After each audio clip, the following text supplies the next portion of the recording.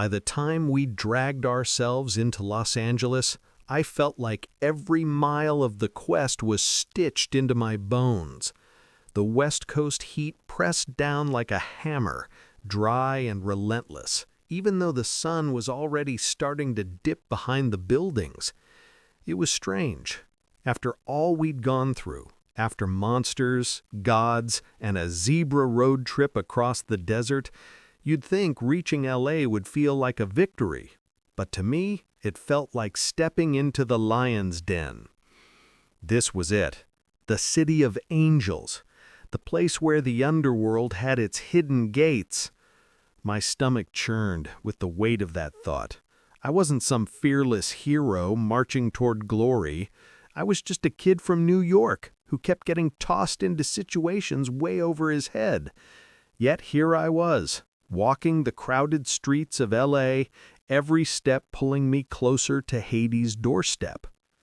We didn't exactly stroll into town looking like tourists. Our clothes were worn, dirty from travel, and the stares we got weren't exactly friendly. People looked right through us, like we didn't belong. Maybe they were right, but none of that mattered. We had a deadline, and time was bleeding away faster than I wanted to admit. Annabeth had her map out, eyes flicking back and forth as she traced possible routes toward the entrance we were seeking. Grover kept his ears sharp, twitching at every sound that seemed even remotely out of place. Me? I tried to act like I had it together, but the truth was my nerves were stretched so tight I thought they'd snap. As the streets grew darker, neon lights flickering to life one by one, we stumbled into a part of the city that reeked of trouble. Pawn shops, abandoned storefronts, and shady motels lined the sidewalks. And right in the middle of it all, we saw a store with a sign that read, "Waterland, waterbeds for all sizes." The place looked off. Too bright, too inviting, like it was trying too hard. The glass windows gleamed in the fading light, showing rows of beds in every shape and size imaginable. Something about it tugged at me. Maybe it was because we were exhausted. Maybe because the name itself mocked me. Waterbeds. But either way, I felt my feet dragging me toward it before I could second-guess myself. "Percy," Annabeth warned, her eyes narrowing. "This doesn't feel right." She was right, of course. She always was. But in that moment, with the smell of the city pressing in and the exhaustion clawing at my shoulders, I just wanted a second where we weren't running or fighting, where maybe the world wasn't trying to swallow us whole. So I pushed open the door. A little bell chimed, cheerful and wrong, and the air inside was cool, almost too cool, like the building itself was trying to lure us deeper. The rows of beds stretched out before us, the vinyl covers gleaming under harsh fluorescent lights. It was too perfect, too neat. Then came the voice, smooth, oily, and unsettling. "Welcome, welcome. Come in, my young friends. You look tired. You look in need of rest." I froze. I knew right then this wasn't going to be just another pit stop. This was a trap, one dressed up with shiny covers and a salesman's smile. The man who stepped out from between the rows of waterbeds looked like he'd been assembled from spare parts at a monster garage sale. He was tall, gangly, and wore a cheap Hawaiian shirt that clashed horribly with his greasy black hair. His grin stretched too wide, showing teeth that made me think of sharks. But the thing that really made my skin crawl was his eyes. They darted too quickly, never quite settling, like he was deciding which part of us he'd like to chew on first. "Crusty," he said, spreading his arms as though expecting applause. "That's what everyone calls me, but my real name's Procrustus. You kids can just call me Crusty. And welcome, you've come to the right place. Waterbeds for all shapes and sizes, guaranteed to fit, guaranteed comfort." His words oozed with charm, but it was the kind of charm that set off every alarm bell in my head. Annabeth stepped closer to me, her hand brushing the edge of her dagger. Grover shuffled nervously, his hooves scuffing against the linoleum floor. "We're just looking," Annabeth said coolly. Her tone was sharp, like she wanted to make it clear that we wouldn't be staying long. "Oh, nonsense," Crusty chuckled, waving his hand as if brushing her words away. "Nobody just looks. Everybody who comes in here finds something perfect for them. Let me show you." He clapped his hands, and instantly 2 beds slid forward, as though pulled by invisible strings. One was covered in leopard print vinyl, the other a glaring neon green. The fluorescent lights reflected off the shiny surfaces, making them almost hypnotic. "See these beauties?" Crusty said, patting the nearest bed like it was a beloved pet. "Try 'em out! They're magic! Guaranteed to fit you exactly!" There was something about the way he said "fit" that made my stomach turn. Grover shifted nervously. Percy, maybe we should go. I don't like this place." Neither did I. But Krusty's eyes were locked on Annabeth. "You, smart one, you look like you've been carrying a heavy load on your shoulders. Don't you deserve a little rest? Just lie down here. Give it a try." Annabeth's jaw tightened. I could tell she was about to snap back, but before she could, Crusty made a flicking motion with his hand, and suddenly leather straps snapped out of the bedposts, binding her wrists and ankles. She gasped, struggling against them, but the straps held firm. My heart lurched. "Hey!" I shouted, drawing Riptide. "Let her go!" But Crusty only laughed. "Patience, my boy, patience. This is what I do. I make sure my customers fit the bed perfectly. And if they're a little too tall, well," he made a chopping motion with his hand, grinning wider. "Snip, snip!" Rage boiled inside me, but I forced myself to stay focused. Charging blindly at him would get Annabeth hurt. I needed to think, to use my head for once instead of just my sword. "Let her go," I repeated, trying to sound steadier than I felt. "We don't need a bed." "Oh, but you do," Crusty said smoothly. "You've been traveling long. You're tired. And your friend here, he looks like he could use a little nap too." Before Grover could react, another bed slid forward, and straps whipped out, binding him down. He bleated in panic, struggling uselessly against the enchanted bonds. 2 of my friends, helpless. My grip on Riptide tightened. Crusty was laughing now, that shark grin flashing as he picked up an enormous double-headed axe from behind one of the beds. "Well, looks like it's time for a little resizing." Something clicked in my head. Resizing. That was the key. I glanced at the beds, then back at Crusty. His whole shtick was about making people fit. And if the beds obeyed him, maybe they'd obey me. I lowered Riptide, forcing myself to play along. "Wait, you're right. They do look uncomfortable. Maybe you could show me how it's supposed to work." Crusty paused, his grin twitching. "Huh, finally, someone with sense. Sure, kid, I'll show you." I gestured toward another bed. "Why don't you demonstrate on that one? Make it fit perfectly." His ego was too big to resist. With a satisfied nod, Crusty sauntered over and patted the mattress. "Watch and learn, kid. This is how a pro does it." The moment he leaned over the bed, I shouted, "Now!" And with all the force I could muster, I swung Riptide down, not at him directly, but at the magical straps. They snapped free instantly, and Annabeth rolled off the bed, dagger in hand. Grover was next.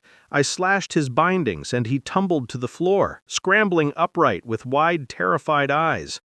Crusty whirled on me, his grin gone, replaced with a snarl. "You little punk!" he roared, raising the axe. But I was ready. I pointed Riptide at him and shouted, "Get on the bed!" For one insane moment, nothing happened.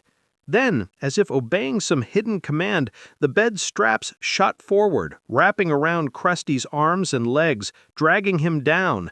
He thrashed and cursed, but the enchanted bindings tightened until he was helpless, just like he had done to my friends. "Funny thing about beds," I said, breathing hard. Sometimes they fit too well. And with one swift strike, I brought Riptide down. Crusty's body dissolved into dust, leaving nothing behind but an empty Hawaiian shirt crumpled on the mattress. The shop was silent, except for the sound of our ragged breathing. Annabeth pushed her hair back, her face pale but determined. Grover stumbled over, still shaking. I sheathed Riptide, my heart hammering.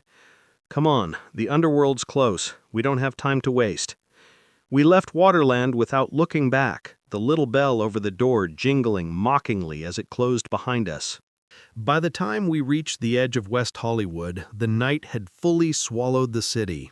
The neon lights reflected in puddles on the cracked sidewalks, horns blared in the distance, and L.A. carried that strange mix of glitter and decay, like a dream that's been running too long and started to sour.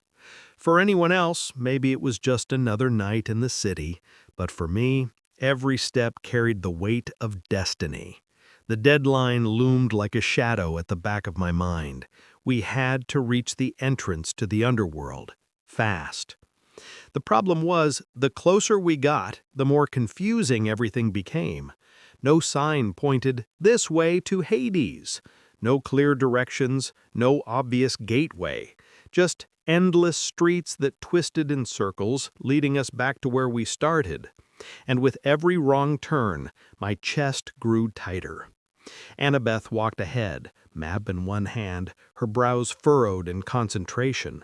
She hated being wrong, and right now the city was making even her second-guess herself. Grover lagged behind, dragging his hooves with exhaustion. The poor guy hadn't stopped fidgeting since the waterbed incident. Honestly, none of us had shaken it off completely. Finally, we found ourselves in front of a massive, dark building with a flashing red sign. DOA Recording Studios. I stopped dead. Wait, this is it? Annabeth nodded, though her voice was cautious. It has to be. DOA. Dead on arrival. Settle, huh? Grover wrinkled his nose. Recording studio? Are you sure? Think about it, Annabeth said. If you were the god of the dead, would you advertise, or would you hide the entrance in plain sight, where mortals come and go without ever noticing? I swallowed hard. She was right, as usual. The idea that all these passerbys were walking past the gates to the Underworld every day without realizing it made my skin crawl. The building itself loomed over us like a tombstone, cold and gray against the night sky. A set of glass doors glowed faintly with artificial light, and through them I could see a lobby with couches and a long reception desk. "This is it," I said, trying to sound braver than I felt. Annabeth shot me a sharp look. "Let me do the talking." I frowned. "Why?" "Because you're too impulsive. And Grover, well, no offense, but you're too nervous. If we're going to bluff our way through the gates of the Underworld, it needs to sound convincing. That's my specialty." Grover muttered. "Great, so I'm just the nervous comic relief." I almost smiled, but my nerves were wound too tight. "Fine, you take the lead, but if anything goes wrong..." I patted Riptide's pocket, reminding myself that at least I had one weapon against the impossible. We pushed through the glass doors, the air conditioning washing over us in a blast of cold that raised goosebumps on my arms. The lobby looked exactly like any recording studio's waiting area. Slick leather couches, magazines scattered on the tables, framed platinum records hanging on the walls. But the atmosphere was wrong. Too quiet. Too empty. At the desk sat a man who didn't look up as we entered. He was huge, with slicked-back black hair and a face that was too perfect, too smooth, as if carved from stone. He wore a dark suit that probably cost more than my mom's apartment rent for a year, and he tapped long, pale fingers against the desk in a slow, steady rhythm. When he finally did glance up, his eyes were cold and dark, like twin pools with no bottom. His smile was thin, polite, in the way a predator is polite before it eats you. He said, "Welcome to DOA Recording Studios." His voice carried the weight of someone who'd seen everything and cared none of it. "Do you have an appointment?" My mouth dried. This wasn't a receptionist. This was Charon, the ferryman of the dead. I recognized him instantly, though I'd never met him before. Some things you just know. Annabeth stepped forward without hesitation, her chin high, her expression calm. "Yes, we're expected." I tried not to gape at her. Expected? What was she playing at? Charon tilted his head slightly, his fingers pausing on the desk. "Are you now? That's interesting.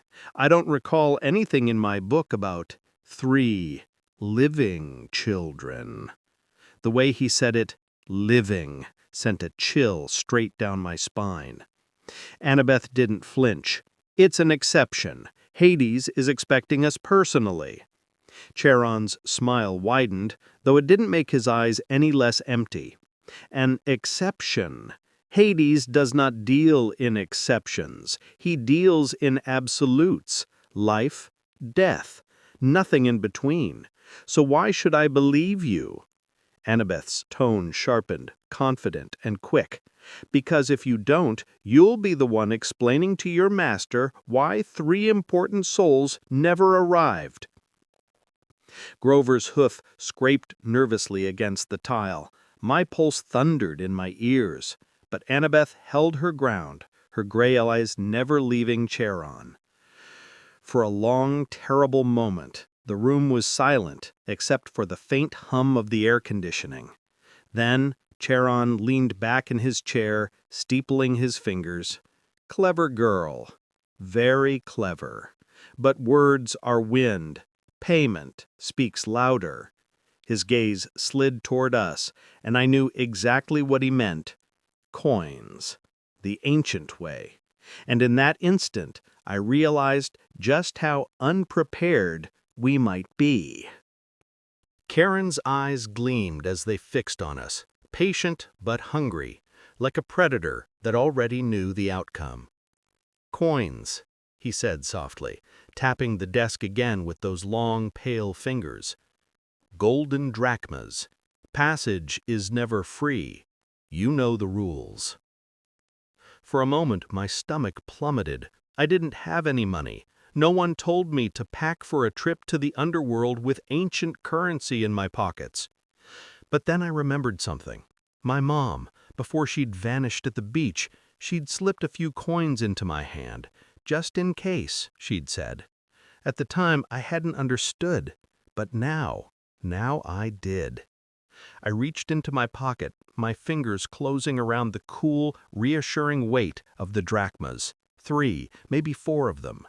The gold gleamed faintly in the dim light as I placed them on the desk. Charon's eyes flickered. For the first time, his mask of calm cracked into something like interest. He reached out, his fingers brushing over the coins with a kind of reverence. "Well, it seems you are not entirely ignorant of tradition. That makes you more interesting than most who stumble through my doors." Annabeth seized the moment. "Then we're good to go," she said smoothly, her voice steady. "You take us across, and we'll trouble you no further." Charon chuckled low in his throat, a sound that made my skin prickle. "You're bold. I like that. But don't mistake payment for privilege. You are still alive. That makes you anomalies. And anomalies are dangerous." His eyes lingered on me as though he could see every thought in my head, every doubt I tried to bury. "You especially. You carry a smell I don't care for. Sea salt. Old grudges." I swallowed hard, but said nothing. Charon pocketed the drachmas and rose from his chair with eerie grace. "Come then, let's see if you are brave enough to follow through." He led us across the lobby and through a side door that opened into a dimly lit elevator. We stepped inside, and the doors slid shut with a sound that felt far too final. The elevator began to descend, and I swear it took longer than any elevator ride in my life. The lights flickered, the air grew colder, thicker, until every breath was like inhaling fog. Grover clutched his reed pipes with trembling hands.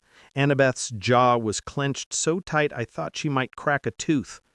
And me, I just stared at the floor, fighting the rising dread that threatened to choke me. Finally, the doors opened, and the world that greeted us was unlike anything I'd ever seen. We stepped out onto a vast shore, a black cavern stretching further than my eyes could follow. A river flowed before us, sluggish and dark, its waters churning with shapes, shadows, faces, pale arms reaching upward before vanishing into the current. The river Styx. Even without being told, I knew. The stench of decay and sorrow hit me like a punch, thick enough to taste. The cries of the dead echoed faintly across the cavern, 1,000 voices tangled in endless despair. Charon spread his arms as though presenting us with a grand stage. Welcome, travelers, the Underworld, or at least the way in. Docked along the shore was his boat, a sleek black vessel, too small to carry the countless souls crowding the water's edge, but enchanted all the same. Spirits pressed forward, pale and transparent, their eyes hollow with longing. They reached for the boat, for Charon, for any chance of passage. He ignored them. His gaze was only for us. "On board," he said. I hesitated, my feet rooted to the stone. The weight of what we were about to do crashed down on me all at once. This wasn't some side quest, some minor detour. We were entering the land of the dead, a place mortals weren't meant to tread. And if we failed, we wouldn't be walking out. Annabeth touched my arm, her voice low but firm. "Percy, we don't have time to hesitate." She was right. She always was. So I forced my legs to move, stepping onto the boat with Grover and Annabeth close behind. The vessel rocked slightly, then stilled, as Charon pushed off from the shore with a single motion of his pole. The boat glided silently across the Styx, the water below rippling with unseen horrors. I couldn't look down for long. Every time I did, I thought I saw familiar faces in the current. My mom, my classmates, people I knew weren't dead, but the river twisted them into illusions that made my chest ache. Annabeth kept her eyes fixed forward, jaw tight. Grover muttered prayers under his breath, his knuckles white around his pipes. Charon stood tall at the helm, his face unreadable. To him this was just another day, another group of souls ferried across. We were nothing special, just mortals pretending to play at being gods. But to me, this was everything. Each moment carried me deeper into a place no living person should go, and there was no turning back.